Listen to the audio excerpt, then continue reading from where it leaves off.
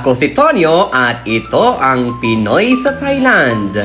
Sawadee Krap!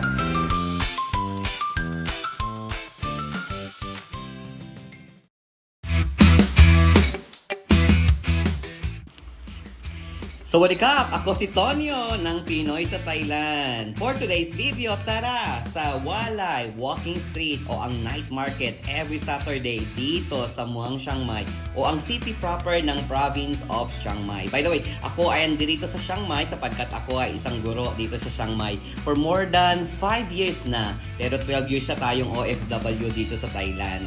Tara, ipapasyal ko kayo ngayon sa Walay Walking Street. Hindi siya kalakihan, hindi rin kahabaan, pero marami kang bagay na gusto mong mabili, andito lahat. Kung ikaw ay turista dito sa province of Chiang Mai, wag mong kakalimutan dumaan sa Walay Night Market. Ito ay bukas every Saturday lamang.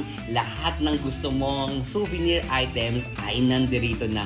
Lahat ng gusto mong matikman na mga local delicacies o tinatawag nilang kanom, mga dessert, ay nandirito yan sa Walay Night Market. Ito ay isa sa mga tourist spots dito sa Chiang Mai. Kaya kapag ikaw ay bumisita at bilang turista, wag mong kakalimutan dumaan dito sa Walay Night Market, Walay Walking Street. Hindi pa masyadong marami ang tao sa ngayon sapagkat hindi pa peak season dito sa province ng Chiang Mai. Pero mind you, next month ang Songkran Festival, one of the best festivals in Thailand.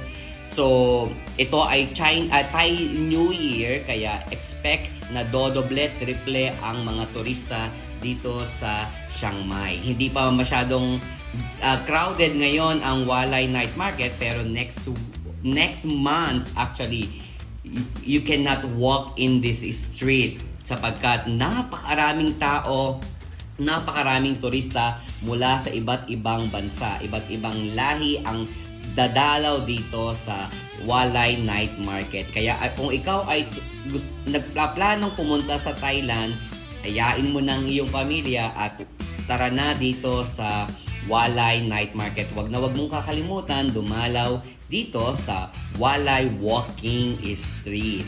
Okay? Hanggang sa muli, ito si Tonyo ng Pinoy sa Thailand. Kap kun kap!